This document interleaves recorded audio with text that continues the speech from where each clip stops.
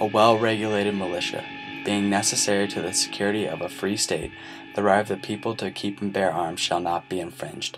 United States Constitution, Second Amendment. The debate over gun control stems from this right given to the people by the Second Amendment.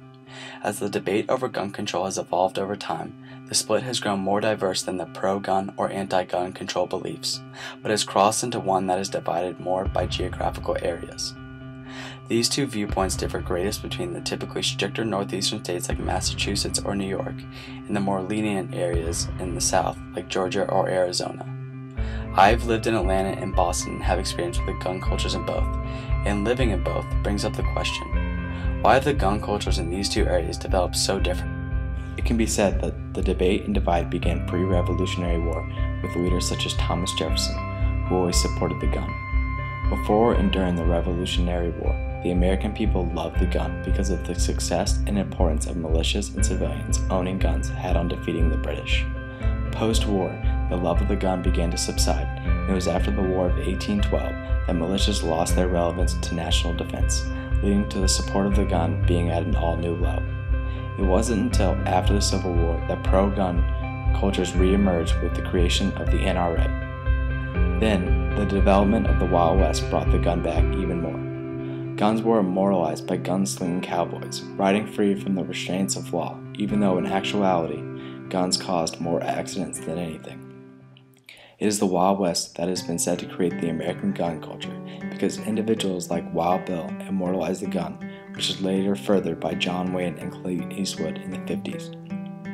However, the gang members in the 1930s with their Tommy guns and sawed-off shotguns brought legislative proposals of gun control, leading to the national and federal firearms under FDR. It was then that the NRA stopped its traditional agreement with the national government and began advocating the Second Amendment. It is here that the divide began, with individuals choosing to support the government with the Democratic gun law supporting president, or the pro-gun organization of the NRA. As you look at the two sides of the argument, one of the biggest pieces of evidence are the political parties that dominate both regions. The Democratic Party has traditionally been popular in the North. Similarly, the Democrats continuously supported gun control laws. On the other hand, the Republicans have been popular in the South and such have been anti-gun control. Along with the government, gun support or anti-gun groups such as the NRA or Brady campaign also polarize the two areas. Both groups take their arguments and polarize them even further, forcing some individuals to take a side. The two political parties and gun groups having influence over the two areas, their influence over the two areas pushed the North and South to spread apart even further in viewpoint.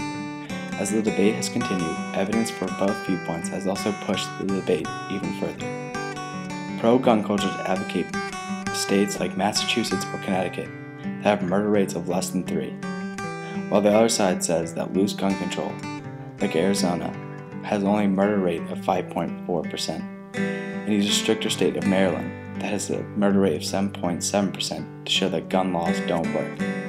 Both sides use evidence to prove that the opposing argument is not effective. I have family from both areas, except only my relatives in Georgia own guns or go hunting. In Atlanta, there are gun shows every other weekend, where in Massachusetts, there are only 3 or 4 in the state for the entire year. When the topic of straw purchases are discussed by the media, it is focused more on criminals from the North driving down to gun shows and bringing them back illegally, not driving up to more lenient states like New Hampshire to bring guns down. Or the Walmarts in Massachusetts do not sell any firearms, but down in areas like Richmond or outside Atlanta, every Walmart will sell guns. One can say the demand for guns are different, but maybe it's more that the laws are the reason the two cultures have divided so greatly. In Virginia, to receive a concealed carry permit, the gun owner just has to meet a few criteria, or in Arizona, individuals can bring guns to political rallies. But in New Jersey, it is near impossible to be granted the permit. But of the 8 million people in New Jersey, only 1,000 have received permits. Maybe when someone from Boston watches the news about a crime involving a gun, they think that stricter laws would have prevented them, while someone from Atlanta thinks that if the criminals have guns, shouldn't the law-abiding citizen also have one to protect themselves? And so they go to one of the many gun stores and purchase a handgun. Or is it the laws are just a byproduct of how people are raised and accustomed to gun culture? I've lived most of my life in Boston. I've never bought a gun, been to a firing range, or even see a true gun store. And it's not because I dislike guns, but because I've never been exposed firsthand to them. Because guns aren't a big part of my life, stricter gun laws will not take away from any activities I enjoy. But do you think avid hunters who have hunted from the time they were 10 with their dad would allow a law to take the rifle away in a hobby they cherish?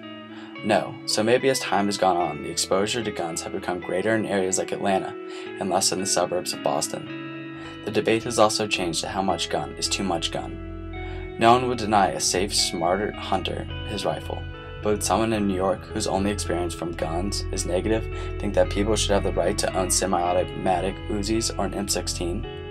As the issue continues, people who love their guns will continue to fight to keep them, while others will fight for laws they believe will keep their families safe from gun violence, leading to the gun control issue becoming an even more polar debate.